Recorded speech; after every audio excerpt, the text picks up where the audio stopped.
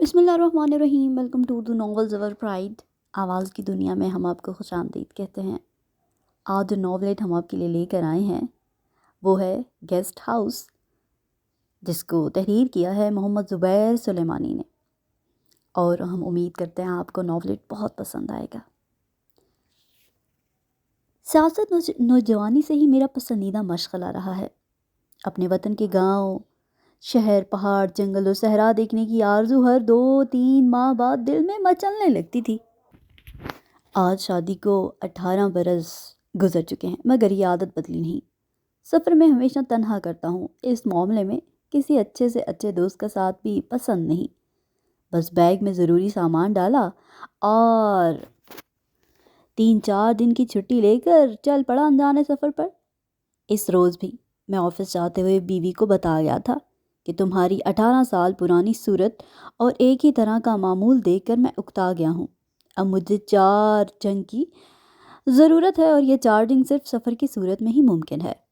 مگر گھر آ کر میں نے بیگ کو ٹٹولا، جو چیزیں رکھنی تھیں ان کی فہرست گوائی، پھر چائے بنوائی اور کشمیر کی وادیوں میں گم ہو گیا۔ اس بار میں آزاد کشمیر میں 1 ہفتہ گزارنا چاہتا تھا۔ ارادہ تھا کہ شام ہونے سے پہلے ہی نکل جاؤں گا، مگر چھوٹی بیٹی اس سلسلے میں پاؤں کی زنجیر بن جاتی تھی، اس لیے میں رات ہونے کا انتظار کرنے لگا۔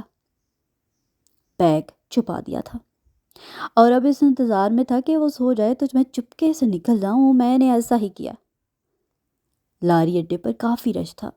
راولپنڈی کا ٹکٹ لیا اور ٹکٹ پر درج سیٹ نمبر کے مطابق اپنی سیٹ پر جا بیٹھا۔ جون کا مہینہ تھا، موسم میں کافی حدت آ چکی تھی۔ اے سی ابھی آن نہیں ہوا تھا اور گاڑی جانے میں 15 منٹ باقی تھے۔ ایک اخبار فروش اندر داخل ہوا۔ میں نے اس سے ایک اخبار لے لیا اور پیسے ادا کر کے اخبار کو ایک نظر دیکھنے کے بعد اس کو تہہ کر کے اپنی سیٹ کے اوپر والے شیلف پر رکھ دیا۔ بھائی صاحب، ذرا اخبار دکھائیں۔ پیچھے سے ایک آواز آئی۔ میں نے ناگواری سے پیچھے دیکھے بنا اخبار اٹھا کر اس کو دے دیا۔ اتنے میں ایک دوا بیچنے والا اندر داخل ہوا۔ وہ دوا کی کرامات بیان کرنے لگا۔ اس چلتے پھرتے حکیم کے دعوے کے مطابق اس دوا کی پڑیا میں پیٹ درد سے لے کر جگر، گردے، پھیپھڑے اور معدے کے اکثر علاج موجود تھا۔ نیز اس کے مسلسل استعمال سے بال بھی کالے ہو جاتے تھے۔ کمپنی کی مشہوری کے لیے اس پڑیا کی قیمت صرف 20 روپے تھی۔ ڈرائیور شان بے نیازی سے اپنی سیٹ پر بیٹھا۔ اس نے مونچھوں پر ہاتھ پھیرا اور سامنے لگے ہوئے آئینے کو سیٹ کرنے لگا۔ جب اس آئینے میں اس کی پچھلی سیٹ پر بیٹھی ایک عورت فٹ ہو گئی تو اس نے اطمینان سے سگریٹ سلگائی اور گاڑی کو اپنی جگہ سے کھسکا کر روڈ پر لے آیا۔ میں اس خاتون کی پچھلی سیٹ پر برا جمع تھا۔ مجھے اس آئینے میں آدھا چہرہ ڈرائیور کا نظر آ رہا تھا اور پورا چہرہ اس خاتون کا دکھائی دے رہا تھا، جو چہرے سے نقاب ہٹا کر اپنی سرخی زدہ ہونٹوں کی نمائش کر رہی تھی۔ خاصی پرخشش خاتون تھی۔ میں نے ایک بھرپور نظر اس پر ڈالی اور کھسک کر شیشے والی سائڈ پر جا بیٹھا۔ اب مجھے اس آئینے میں صرف ڈرائیور کا چہرہ دکھائی دے رہا تھا، خاتون نظر نہیں آ رہی تھی۔ گاڑی آہستہ آہستہ رفتار پکڑ رہی تھی۔ 3 گھنٹے کے سفر کے بعد ایک ہوٹل پر ڈرائیور نے ایک بریک لگایا۔ تمام مسافر نیچے اتر گئے۔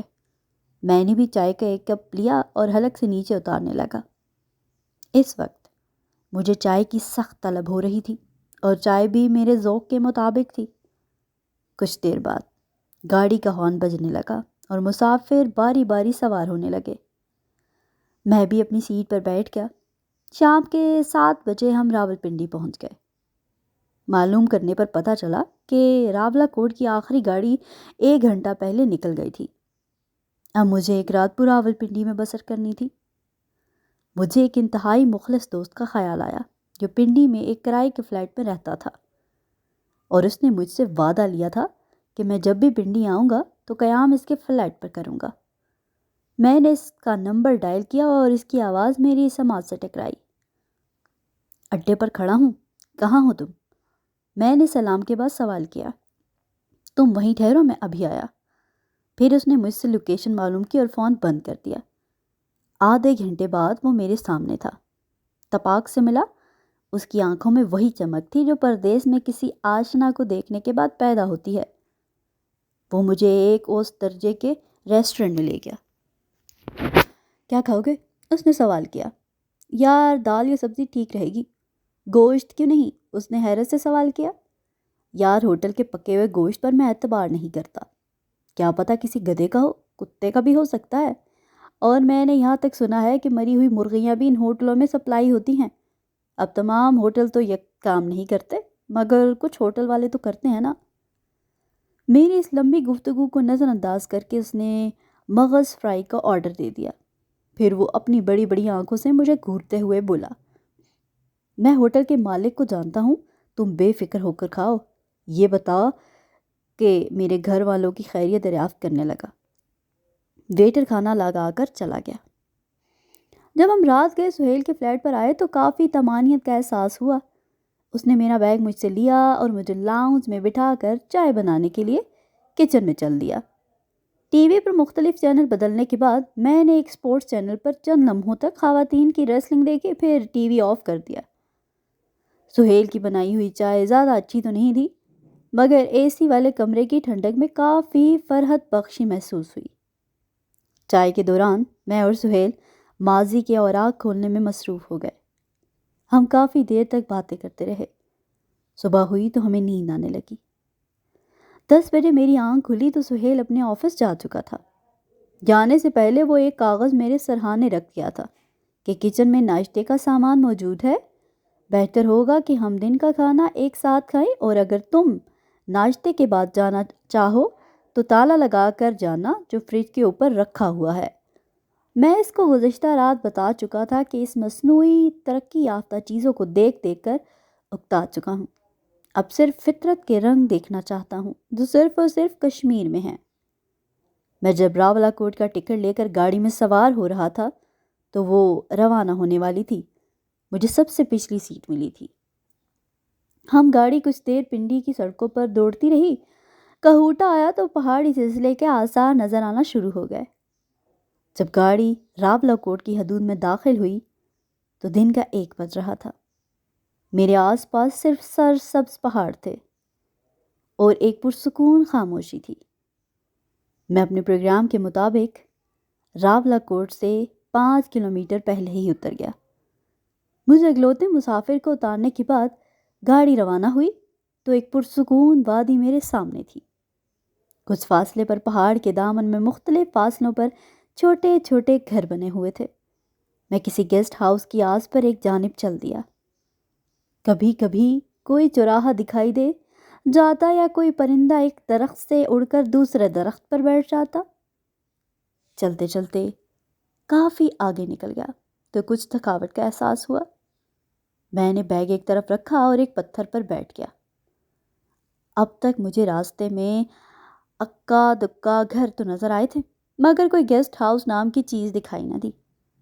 اچانک درختوں کی اوٹ سے ایک 60 سالہ شخص برآمد ہوا۔ اس کی سفید داڑھی تھی اور سر پر سفید ٹوپی رکھی ہوئی تھی۔ اس نے مجھے اپنی مسکراہٹ سے خوش آمدید کہا اور سوالیہ نظروں سے میری طرف دیکھنے لگا۔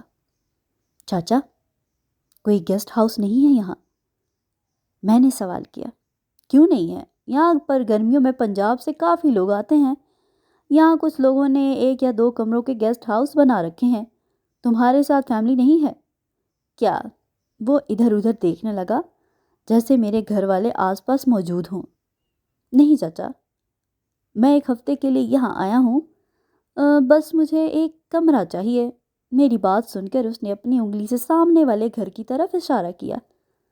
وہ گھر ایک ریٹائرڈ افسر کا ہے اور اس نے گھر کے قریب ہی ایک کمرے کا گیسٹ ہاؤس بنا رکھا ہے۔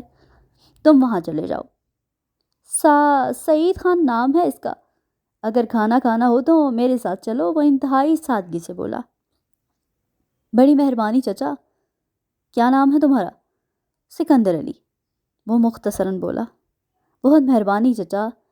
میں نے مسکرا کر اس کا شکریہ ادا کیا اور اس کے بتائے ہوئے گھر کی جانب چل دیا جو لگ بھگ 200 میٹر کے فاصلے پر تھا۔ مختلف جھاڑیوں کے درمیان سے راستہ بناتا ہوا میں اس گھر کی جانب بڑھ رہا تھا۔ جو دوسرے گھروں سے کافی ہٹ کر بنایا گیا تھا اور کافی خوبصورت تھا۔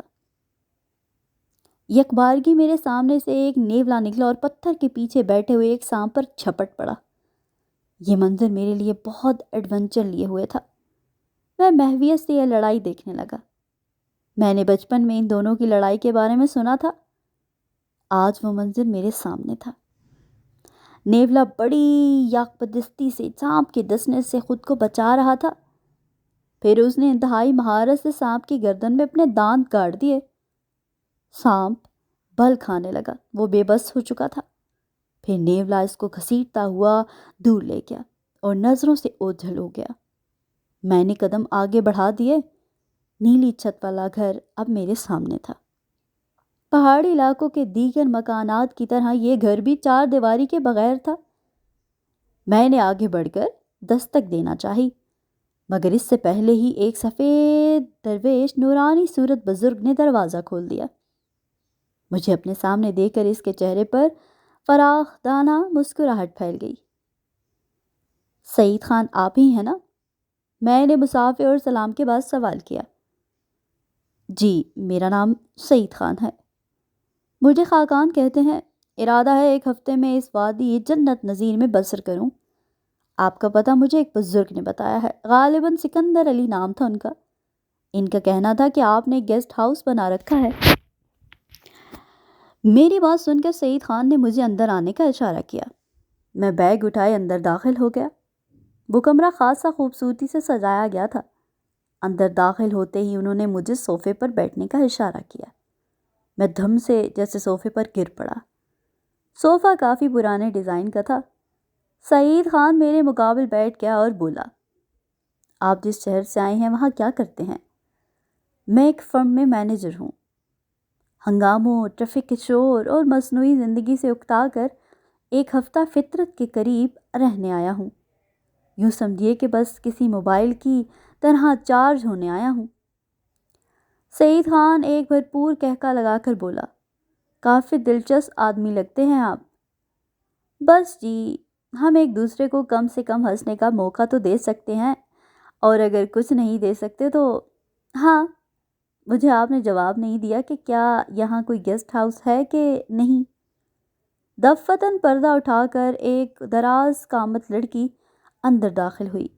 اس نے سر پر دوپٹہ رکھا ہوا تھا، پھر بھی اس کے بال کسی ناگن کی طرح جھانک رہے تھے۔ اس کی آنکھیں زیادہ بڑی نہیں تھیں، مگر ان میں بلا کی کشش تھی۔ اس نے سلام کیا اور وہیں کھڑی رہی۔ یوں لگا جیسے وہ سعید خان سے کچھ کہنا چاہتی ہو، مگر میری موجودگی میں کہہ نہ پا رہی ہو۔ یہ میری پوتی آسما ہے۔ اس کا باپ کینیڈا میں رہتا ہے، ماں بھی کینیڈین ہے، مگر وہ اس کے باپ کے ساتھ رہتی ہے۔ لڑکی نے مجھے نہایت ادب سے سلام کیا۔ میں نے سر کی جنبش سے اور کچھ زیر لب اس کا سلام جواب دیا۔ چائے لے آؤ، سعید خان نے قدرے مشفقانہ انداز میں کہا اور وہ جی اچھا کہتی ہوئی باہر نکل گئی۔ اس کے جانے کے بعد سعید خان میری طرف متوجہ ہوئے۔ گیسٹ ہاؤس کی چھت ٹپکتی ہے اور یہاں کسی بھی وقت بارش آ سکتی ہے، لہٰذا آپ یہیں اسی کمرے میں رہیں۔ 6-7 دن کی تو بات ہے، کھانا بھی آپ کو مل جائے گا۔ یہاں پر آپ خود کو ریلیکس محسوس کریں گے۔ اچھا یہ بتاؤ کہ ہمارا راولا کوٹ آپ کو کیسا لگا؟ بہت خوبصورت، بہت شاندار، میرا شاید یہاں سے جانے کو دل ہی نہ چاہے۔ اچھا یہ بتائیے کہ رہائش اور کھانے کا کیا حساب کتاب ہوگا؟ میں نے اس کی طرف دیکھتے ہوئے سوال کیا۔ حساب کتاب بھی ہو جائے گا، آپ فی الحال آرام کریں، نہا لیں اور پھر سو جائیں، میں اپنے کمرے میں جاتا ہوں۔ یہ کہہ کر انہوں نے مجھے کچھ عجیب سی نظروں سے دیکھا، پھر چلے گئے۔ کمرے میں سکون تو تھا، مگر ایک پراسراریت بھی محسوس ہو رہی تھی۔ میں نے باہر کھیلنے والی واحد کھڑکی کے پٹ واہ کیے تو سامنے سرسبز وادیوں کا دلکش منظر تھا۔ بے اختیار میرے منہ سے سبحان اللہ نکلا اور میں بستر پر ڈھیر ہو گیا۔ صبح اپنے وقت پر میری آنکھ کھل گئی۔ سفر کی ساری تھکن غائب ہو چکی تھی۔ موسم میں ہلکی ہلکی سی خنکی تھی۔ میں نے کمبل ایک طرف سرکایا اور چہل قدمی کے لیے باہر نکل آیا۔ وہاں رہتے ہوئے مجھے کوئی تکلیف نہ تھی۔ آج دوسرا روز تھا اور شام کا وقت۔ میں آج بازار سے کافی سامان لایا تھا تاکہ ان کو میری ذات گھر آنا گزرے۔ میری شاپنگ پر سعید خان نے بھی برا بھی نہیں مانا، مگر میں نے یہ کہہ کر خاموش کرا دیا کہ یہ میرا بھی گھر ہے اور اپنے گھر میں کوئی چیز لانا بری بات نہیں۔ اس شام کھانے سے پہلے کافی گپ شپ رہی۔ آسما سے بھی بات ہوئی مگر وہ عموماً خاموش رہتی تھی۔ رات کا کھانا کھاتے ہی میں بستر میں جا گھسا۔